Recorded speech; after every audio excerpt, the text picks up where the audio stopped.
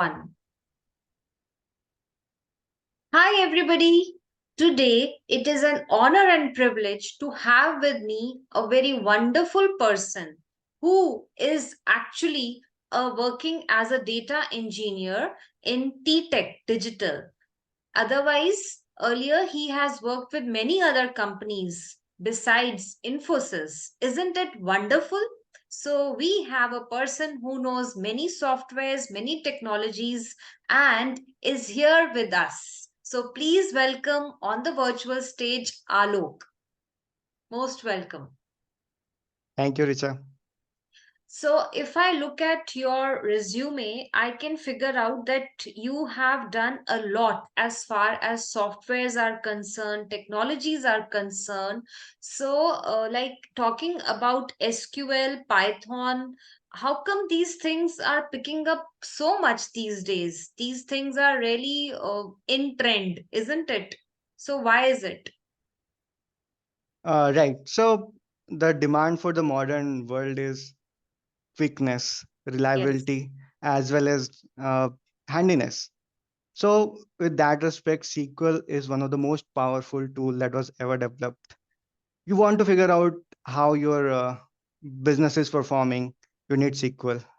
You want to make some transactions, or you want to set up some transaction systems like what we have in Big Bazaar or Reliance or anything else, you need SQL. Because and it's easy to learn SQL and develop upon it. Same goes with Python as well. Python is has become such a universal language now. There are, you want to do whatever you want to do, there is somebody who has already done that. They have created a package that you can import and you can use. So because everybody is using it, it has become something that everybody must use now. Oh, wonderful. So you have worked with Mindtree, Infosys, as well as TTEC. So what was Yeah. your role with the Mindtree company? My role has been universal throughout my career to be a Mhm. data engineer. As a data engineer, I build pipelines, set up data for something as BI, that is business intelligence, or campaigns to understand how campaigns are running. Okay. So I like the word the moment you said you were universal because every person, whenever you start working, you are expected to be like omnipresent. You need to be ready for multitasking and to take up so many roles. So, was there any challenge for you, like working with these companies? What has been the most challenging situation, whether it was with Mindtree, Infosys, or the current company? The challenging situation is always when the project starts. We don't know really what to do. Hmm. Uh, all the requirements that we get from the people who are above us are very, uh, I would say, not so clear, very abstract. So digging deep, understanding. It could be that you have to build a Power BI system. For example, I work for Adidas from both Mindtree and Infosys, and they have this Power BI system. They have data Okay. scattered towards digital self. They have in Qualtrics. They have data in SAP HANA.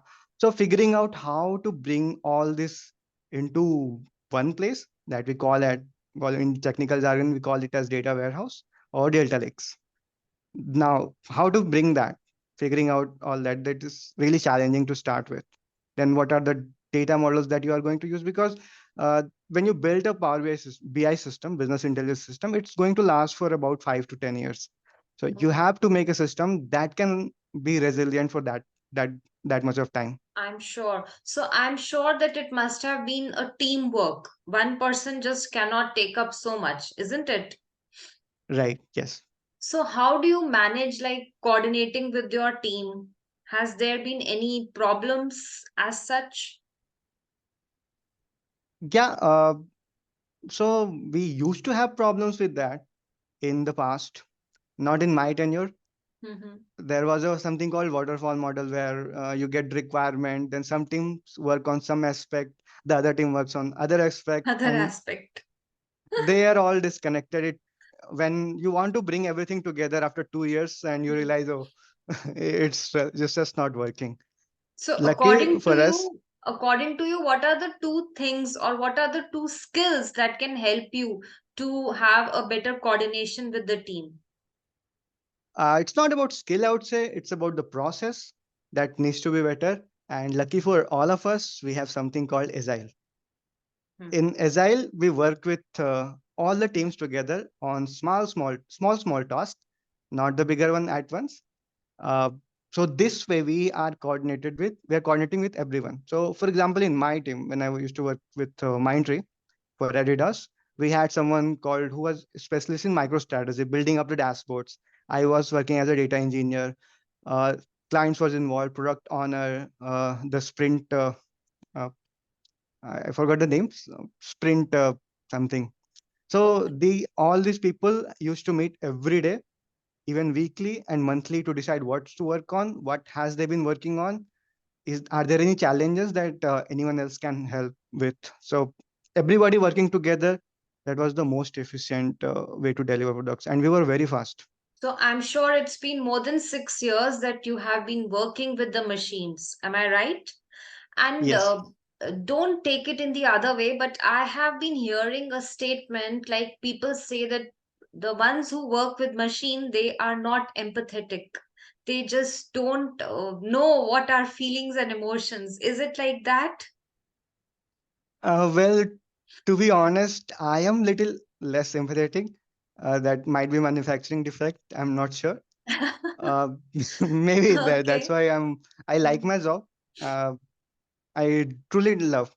uh, I can think like computers, like because we get how computers works are, they divide a bigger problem into multiple chunks and they solve it. Yes. That is Yes. exactly how I think when I have a problem at my hand. So maybe Wonderful. I can So empathize you with have computers. learned a good strategy with by working with machines. So please remember, my friends, if you feel your problem is too big, so divide it into smaller pieces. So you'll be able to solve each piece very nicely. So don't feel that it is too big. Nothing is impossible in life. At the same time, I would like to understand something about what is this company TTEC? Is it an acronym or how is it like? What is the name? So TTEC started some 40 years ago. Its original name was Teletech. Okay. And it has a very funny story. The CEO, the founder, was trying to connect with some organization for which he was a customer, and he couldn't connect with them properly. He couldn't set forth his grievances. So he formed this company that will primarily focus on the customer experience, how to give the best experience to customers. It was Okay. Teletech. Then back then it was mostly telephone technologies, but with time there was more innovation in digitals, and we have clouds and all that. So Teletech name doesn't make sense as of today, so they renamed it to TTech. TTEC. And we are one of the subsidiary of TTech, that is TTech Digital, where we are Wonderful. primarily focused on the software part of it. Wonderful. So I would like to understand what do you mean when you write that it is post-production support? Right. When we work in anything like campaigning or business intelligence, we build up something.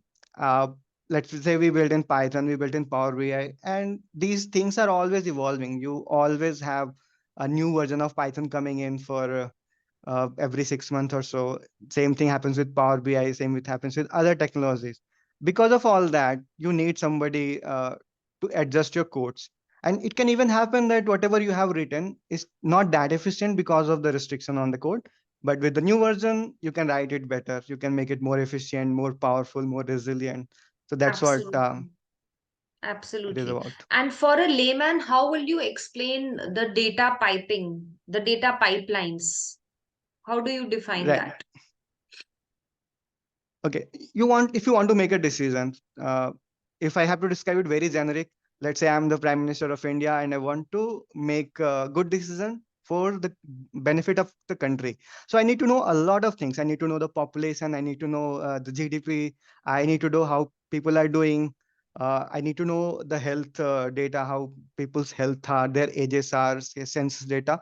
All of this might not be at one place. They will be scattered throughout multiple systems, but I need to bring everything at once so that I can look at it as if it's a dashboard, just like car dashboard. In car, you see everything, whether you have Everything. fuel. Hmm. So that's what the dashboard is. You bring data from various systems. You put it in one place. We used to call it the data warehouse in old terms. Now, in with the advent of big data, we call it as data lake. You put it there. Then, so bringing the data from the source to your final destination, where you will do your analysis at Okay. once, is called Okay. data pipelining.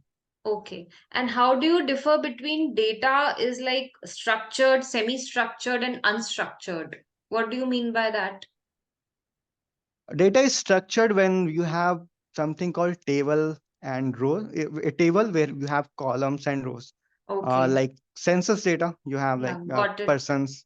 Okay. It is Semi-structure properly is some organized. Okay. organized. Hmm. Semi-structure is where it is little organized. It could be Mm-hmm. so there is no table column data because sometimes uh, one person may have more than one sons, more than one children. So how you cannot put that in the same row.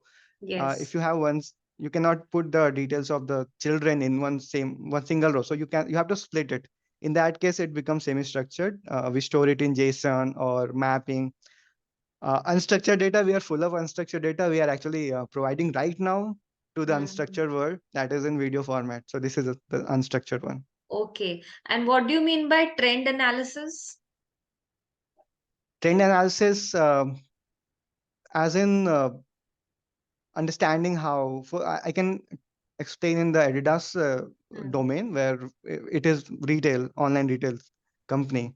So trend analysis is understanding what kind of subcategories or categories are more into trend. Like it could be apparel, it could be Hmm. shoes. What kind of shoes are more into uh, what Okay. sales are happening. So understanding the sales with the timeline is basically trend. Okay. Now I see that you have done so many projects. So I would like to know something relating to this vehicle owners engagement project of yours. How was your experience? What was your learning? Yeah, this is a very interesting project. It's based out of General Motors, where they might find some defect in their vehicles. For example, there was Takata defect. The seat belts, sorry, the airbags were not had some glasses in it. So if the airbag opens, instead of saving people, it would actually kill them. Oh, So, my. so what Okay. GM has to do was Mm-hmm. start a recall. In recall, they will ask the people nicely that please come in. We will do the service of your vehicle free of cost. But as of humans are lazy by nature, so they wouldn't come even if it is free. So how to attract them? How to make sure that they uh, get the message that it's very serious and they have to bring their vehicles now understanding. I mean, so for to do that we launch campaigns. So campaigns, we send mails, the physical mail that they have, couriers. We Okay. call them through robots or through agents. We send them emails. Now, Mm. understanding in this project, we try to basically understand what is working for what kind of customer. For example, Okay. if somebody is above 50 or 60, they might not be interested in the email records. They might not even check their emails. If we call them or we send them a DM, direct mail, they're most likely to cooperate with us. So this Yes. project is all about understanding and maximizing the recalls, the repairs for the Okay. customers. Okay. I came to know that you have done your Bachelor of Technology from IIT Dhanbad. So, do you Yeah. remember anything when you were there relating to your student life? Oh, I remember everything. Any one incident which you would like to share? Uh, uh, what do you want me to say, good or bad? Anything you may share. Okay. One iconic event happened in my first year. Uh, Previously, everything was governed by people, the student itself, the messes where Mhm. we had our lunch and dinner. But in our first year, they gave it to the private owners for Oh, some reason. the vendor. Yeah. Okay. Yeah. So that Mm-hmm. was obviously something not acceptable to our seniors. So Mm-hmm. in that, during mid-semester exam in February Mm-hmm. 2013, we had lots of strike and we used to say that "Bhook lagi hai, khana do." And even alongside that, I can remember another protest. So it was not always IIT. We fought for it and got the tag because the admission process was same. We are the oldest college. Uh, we got even before most of the IITs. We were formed in 1926, so we held a Oh. lot of protests. Mm-hmm. I remember some of our friends from south of India. We would say we want IIT. They would say Kavali Kavali IIT Kavali. You didn't understand, but we understood that yeah, it is something to related to our cause. That was fantastic. We even went Okay. to Delhi for protest. Oh my God. So it was there for a longer period of time, huh? So I Yeah. hope you have joined your alumni also. Yes. Good. So I see that you have done online certifications as well.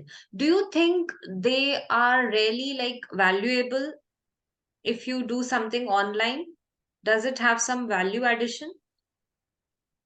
That depends because if you just listen to the videos and get attendance, then it might not benefit you.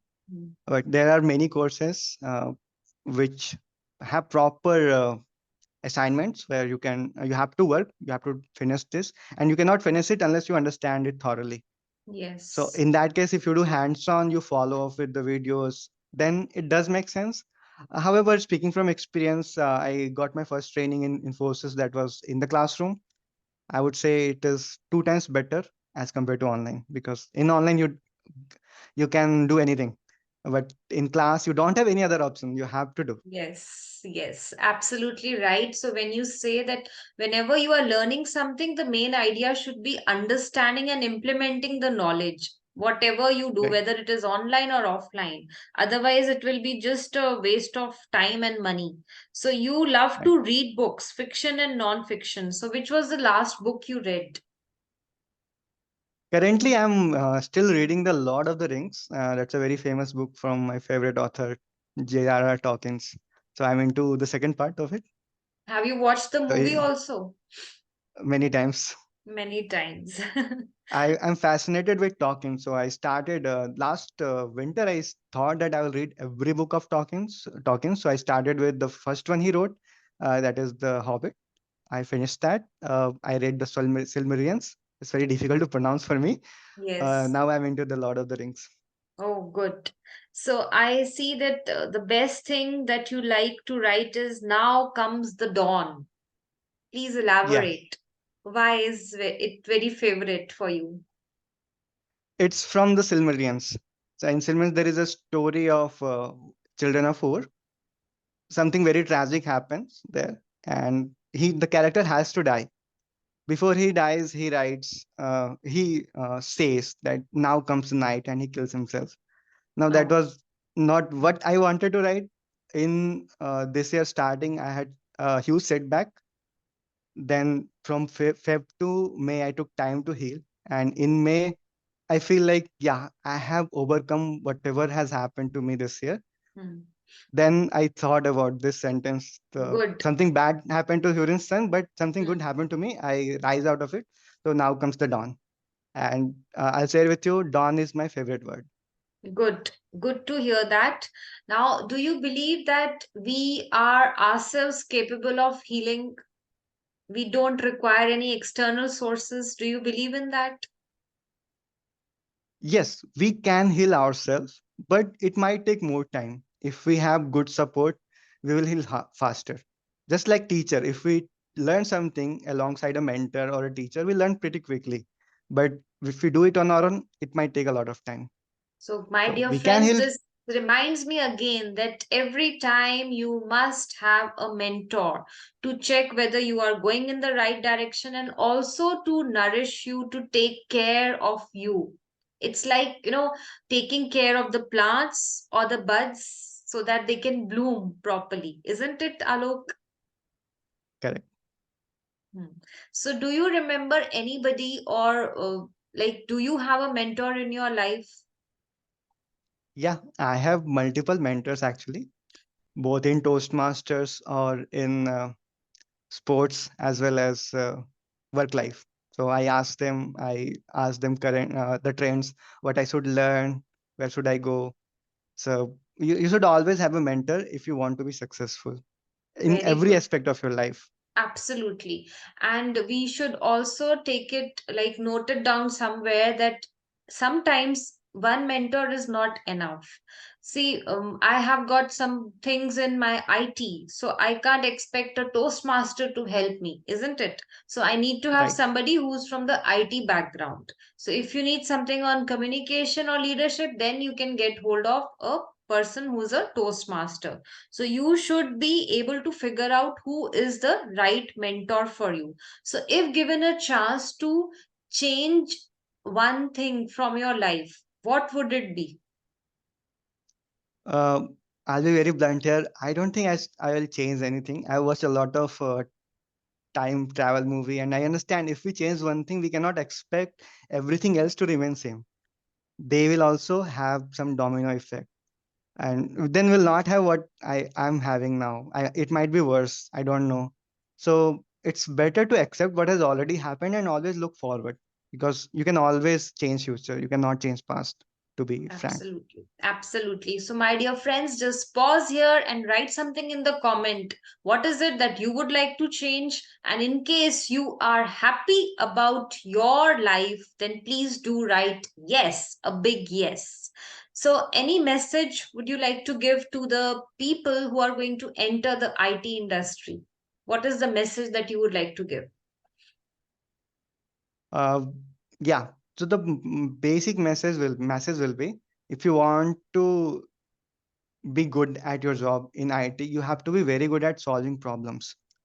The joy of solving problems should give you the sleepless nights. It should be like that, because it's all about solving problems with technology.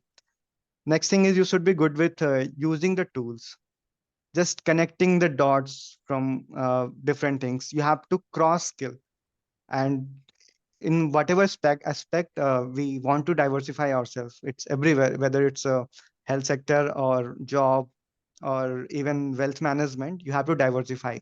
So learn a lot of tools, because you never know. The learning from one tool, the thought process of one tool might help you in another tool. Even if it doesn't directly help, Absolutely. the thought process will Absolutely. definitely help you. So Hmm. diversify, Hmm. and be very good at problem solving. Have a very Very good good. logical thinking. And what is success for you? Success for me is not being worried about the future. I mean, I should be settled. I should be secure that, yeah, no matter what happens, I will be able to take care of myself. Good. I like this answer.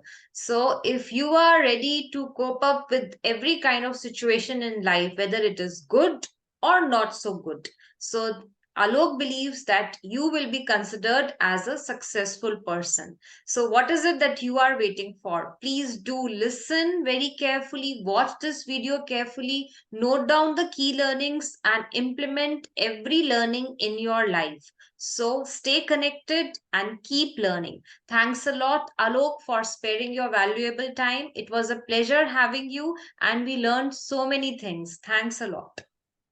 Thank you. It was my pleasure as well. Thank you.